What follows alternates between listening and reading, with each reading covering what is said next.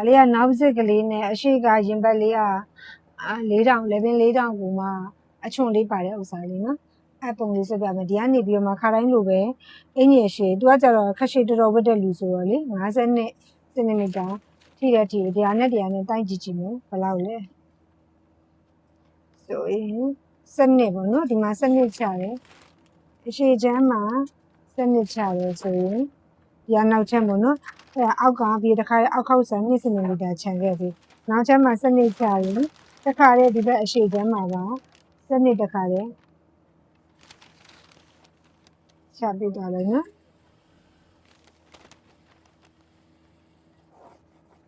ပြီးတော့တခါတည်း2စင်တီမီတာအောက်ကိုအောက်ခောက်ဆန်ခြံပေးလိုက်နော်ပြီးတော့ဒီထဲမှာ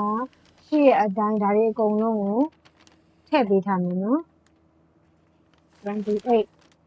ပြီးတော့ဒီမှာခါကိုလည်းဒီထဲမှာရှိရဲ့အတိုင်းလေးပဲထည့်ပေးထားမယ်နော်သူကဒီဘောင်တက်ဘာလို့ကြော်ရလဲဆိုတော့သူကကြတော့တော်တော်ဟိုပါပေါ့ဝါလို့ပေါ့နော်ဒီဘောင်တက်ကြော်ဝါနော်အဲ့ဒါကြော်တဲ့အတိုင်းလေးပဲထားပေးနော်ပြီးတော့ဒီမှာလည်း26ခွဲနော်26ခွဲဆိုရင်ဒီဟာရယ်လာပြီးတော့မှစုပေးပြီးတော့ဒီဘက်မှာခါတိုင်းလိုပဲ3စင်တီမီတာထုတ်စာလေးထုတ်ပေးတာနော်အဲ့ဒါပြီးတော့ဒီမှာနောက်ပကုံးက20ခွဲရှေ့ပကုံးက21ခွဲနော်အဲ့ဒါထုတ်ပေးထားပြီအဲ့ဒါဆိုရင်ပြီးသွားပြီဆိုဂျိုင်းတော့ပေးတာလေးနဲ့ white ပေးတယ်နော်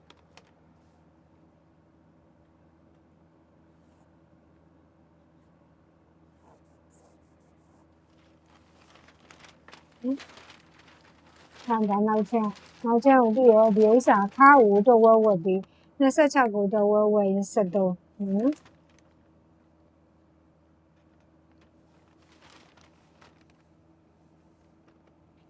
ော်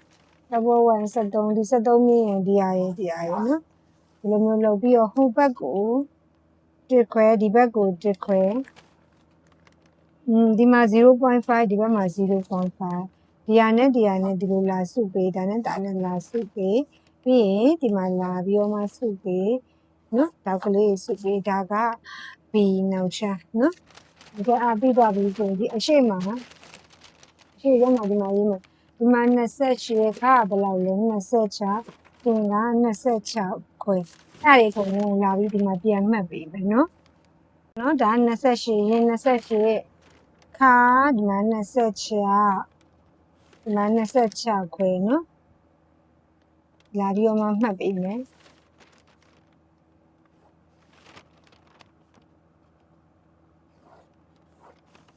ပြီးတော့ဒီမှာသူကပခုံးရှေ့ပခုံးက18လောက်ထားပေးသူနော်ရှေ့ပခုံးကတအားများတဲ့အတွက်18လောက်တို့သူထားပေးလိုက်ပြီးတော့ဒီအောက်မှာ1စင်တီမီတာထုတ်မယ်ပြီးတော့ဒီအရှိပခုံးကဒီမှာ21ခွဲထိရနော်အဲ့ဒါကိုဂျိုင်းလောက်ပေးတာလေးနဲ့ပြန်ဝိုက်ပြီးပေးနေနော်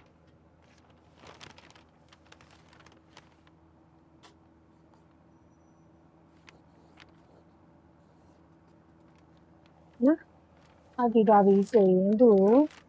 ဒီဘက်မှာခါကိုတော့ဝက်ပြီး73ရောက်လျှောက်ပေါ့နော်73ဒီအလဲကောင်မှာ73ထားလို့ရတယ်ဒါပေမဲ့ဒီနှစ်မှတ်ကလေးမှတ်ပြီးတော့မှငင်းဆွဲရင်လည်းရတယ်နော်မှတ်ပြီးသွားပြီဆိုရင်ဟိုဘက်တစ်ခွဲဒီဘက်တစ်ခွဲဒီဘက်မှာ0.5ဟိုဘက်မှာ0.5ဆိုပြီးမှတ်ပြီးတော့မှဒါဒီလိုမျိုးလာစုပြီးလောလောဆယ်ဒီမှာကဒီကနေ4စင်တီမီတာချဒီဘက်မှာလည်း4စင်တီမီတာချတဲ့နည်း4စင်တီမီတာနဲ့ဒါနဲ့ဒီလိုလာဆက်နော်လာဆက်ပြီးတော့မှဒါလေးကဒီဘက်မှာဒီလိုတစ်လေးခဏယူပြီးဒီလိုမျိုးလေးပြောအချွန်လေးပေါ့နော်အချွန်လေးယူပေးထားပြီးတော့မှသူက F1 F2 ဒီပုံမှာ F3 ဆိုပြီးတော့မှ3ပိုင်းသူကလာလိမ့်မယ်နော်အဲ့ဒါဆိုရင်အရင်တော့ပါလုပ်ပြီးဆိုရင်ဒီဟာတွေဂျိုင်းကိုအမကိုတိုက်ပေးထားပြီးရှေ့ဂျိုင်းနောက်ဂျိုင်းတိုက်ပေးထားပြီးနော်ဒီဘက်မှာခါတိုင်းလိုပဲဒါကို3စင်တီမီတာချုပ်စာချမ်းပြီးကိုက်ထုတ်ပေးထားလိုက်နော်ဒီဟာရယ်ဒီအပေါ်မှာလည်းဒီဂျိုင်းတွေအကုန်လုံးတစ်ခွဲတာချမ်းလို့ရပြီဒီဘက်မှာလည်းတစ်ခွဲဆိုပြီးတော့မှ ဒါကြီးခြံလို့ရပြီနော်အဲ့ဆိုအဲ့ဟာကိုအရင်ဆုံးဂျိုင်းလေးတိုင်းပေးထားပြီနော်စက်ကူကလည်းကကြီးနဲ့ကိုက်ပြီးတော့နော်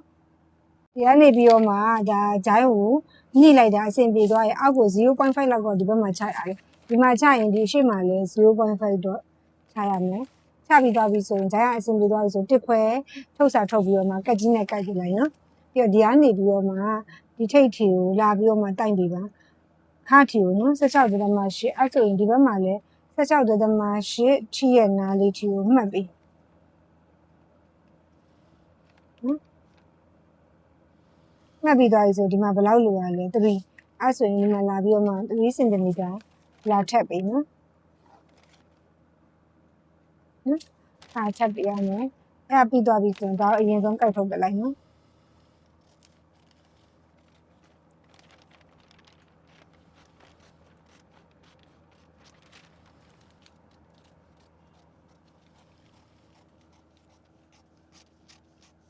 နော်အဲ့တော့ပြပြီးသွားပြီဆိုရင်ဒီကနေပြီးတော့မှဒီဘက်ကို6ခွဲ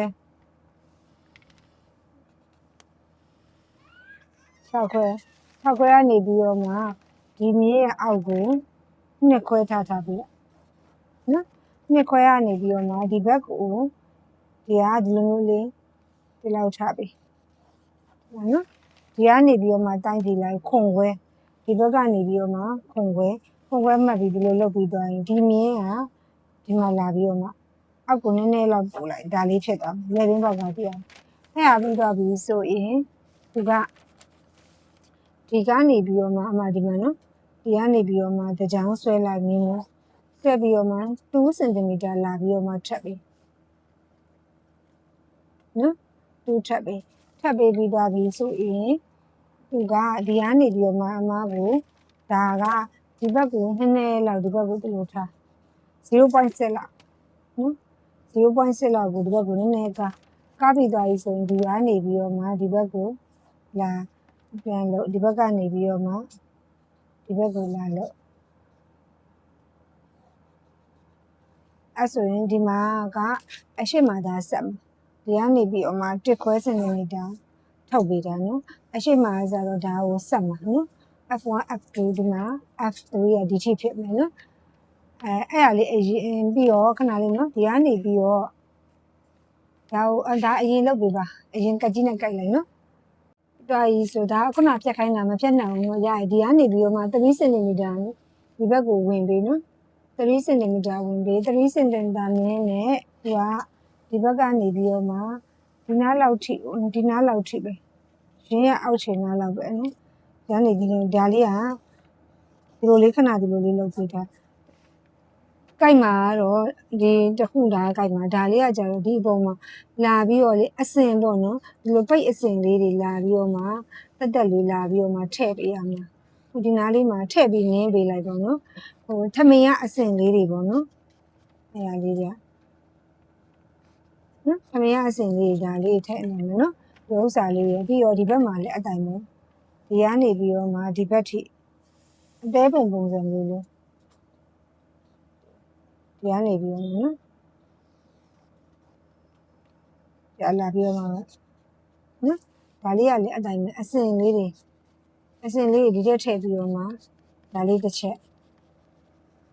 နင်းပေးရမှာနော်လောလောဆယ်ကအမဒီကနေပြီးတော့မှဒီမှာကြိုက်ထုတ်ပြလိုက်မယ်ဒီဓာတ်ကိုနော်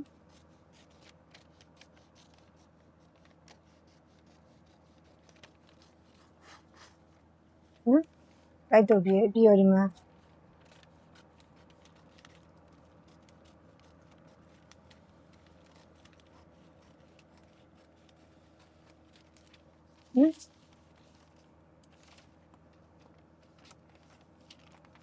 ဒါကိုဒီလိုခဏဒီလိုကြိုက်ထုတ်ပြလိုက်ပြီးရင်ဒီမှာဒီကြိုက်ထုတ်ပြလိုက်နော်ကြိုက်ထုတ်ပြီးသွားပြီချင်းဒီဟာလေးကိုအရင်ဆုံးခောက်လိုက်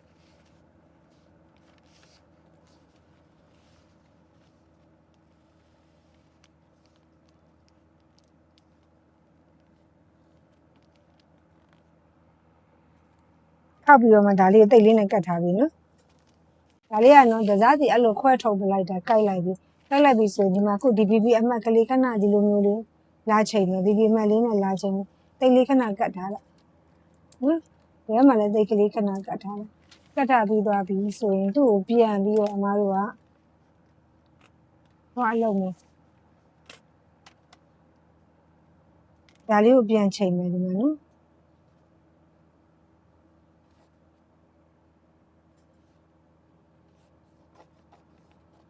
နော်ပြန်ချိန်ညှိအောင်ညှိမယ်ပြီးတော့ဒါလေးကအနောက်ကိုနည်းနည်းလောက်ပြန်စုံနော်ဒီနောက်ကိုနည်းနည်းလောက်ပြန်စုံအဲ့ဒါလေးဖြစ်မယ်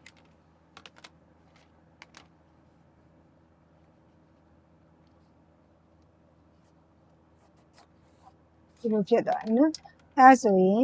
ဒီကနေပြီးတော့မှဒီဘက်ကိုဒါကို1 cm ခြံပေးနော်ဒီဟာကို1 cm ခြံပေးပြီးတော့မှဒါကိုခဏဒီလိုကိုက်ထုတ်ပြလိုက်ထုတ်စာခြံမယ်နော်ဒီလိုဖြစ်သွားနော်ဖြစ်သွားပြီဆိုရင်ဒါကိုဖြတ်ထုတ်ပြလိုက်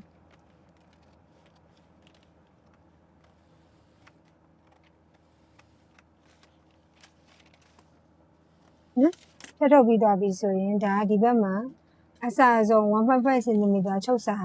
ထုတ်ပေးလိုက်အဲ့ဒါဆိုရင်ဒီဟာကကိုက်မယ်ဆိုရင်အပွင့်2ချက်ကိုက်ပြီးဒါလေးကိုနော်အစကိုအပွင့်2ချက်ကိုက်ပေးရမယ်နော်ပြီးတော့ဒီမှာတစ်ခုဒီမှာကလေဒါကို F3 ဆိုတဲ့ဥစ္စာကိုကိုက်ထုတ်ခြင်းနဲ့ထုတ်မထုတ်ချင်ဘူးတစ်ခါတည်းထည့်ခြင်းနဲ့တွဲရထည့်လိုက်ရတယ်နော်ဒီလားဟိုဟာကိုက်မထုတ်လဲရတယ်အမှားတော့ကိုက်မထုတ်တော့ဘူးဒါကိုနော်အဲ့မထုတ်တော့ဘူးဆိုတော့သူကဒီကနေပြီးတော့မှဒီဘက်ကနေပြီးတော့မှဒီကနေဒါလေးကိုမှတ်ထားပြီဒီလိုနေမှန်နော်ညာလေးမှာဒါလေးကသူ့ရဲ့ဟိုကအစလေးတွေပေါ့နော်ဘယ်ပြောရမလဲအဲ့ဒီရဲ့ထမိန်ရဲ့အစအစင်ပေါ့အပေါ်ကအင်ကြီးပြောင်းနေရမှာဒါကပြောင်းဒါထမိန်အစင်ထည့်မယ်ဒါကပြောင်းဒါကိုပြောင်း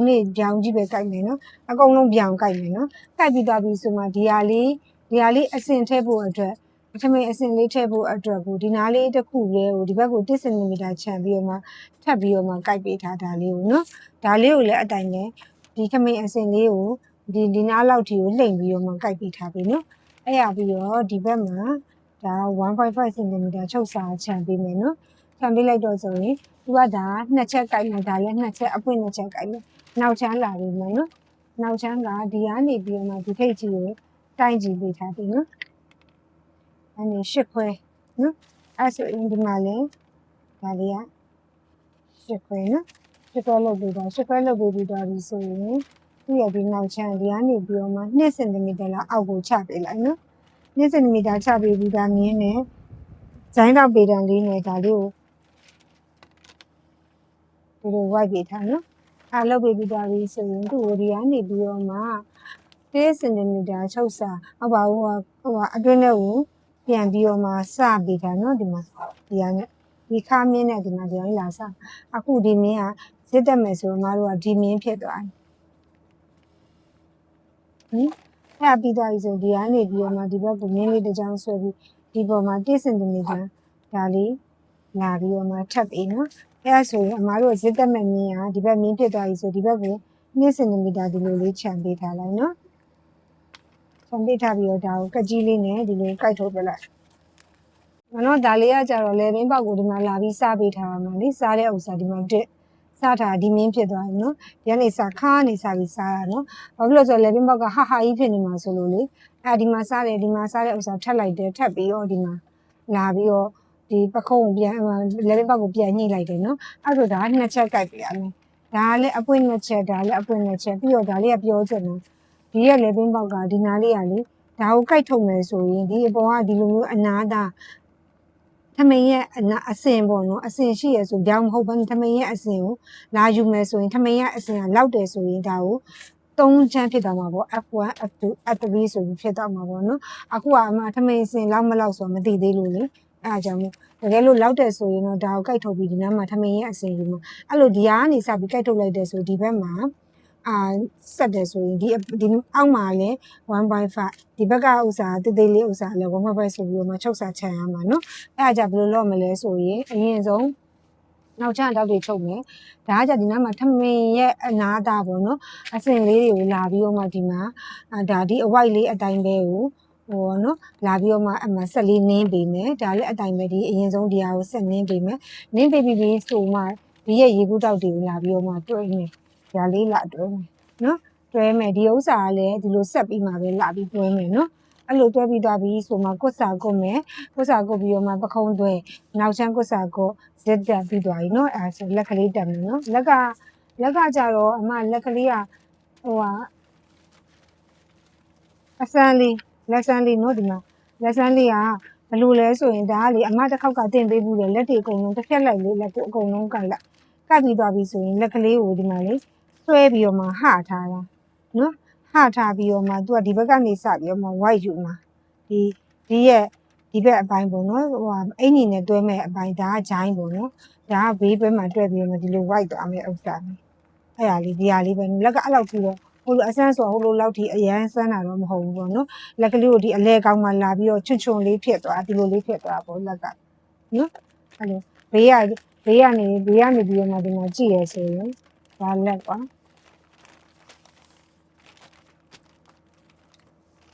လက်ကိုဒါဒီရဲ့လက်ကိုဒါလက်ကိုကြည့်လိုက်တဲ့ဆိုရင်အလဲကောင်းမှပဲခြုံပြီးဘေးမှာတိမ်သွားတဲ့ပုံစံမျိုးနော်ဒီဘေးကအမားတို့ကဒီဘက်ဘေးကကြတော့ဒါကိုလာပြီးတော့တွဲစားမလို့ဒီဂျိုင်းလေးတွဲပြီးဒါကိုလွတ်ထားလိုက်ရင်ရပြီဟိုကကြနော်ဘေးကိုဒီဟာကိုလာပြီးတော့မှဒီထိလာပြီးတော့မှတက်နင်းစရာမလိုဘူးကွာနော်ဒီကလေးဘက်လက်ကလေးထားပေါ့လက်ကလေးကနော်အဲ့ရလေးတော့နော်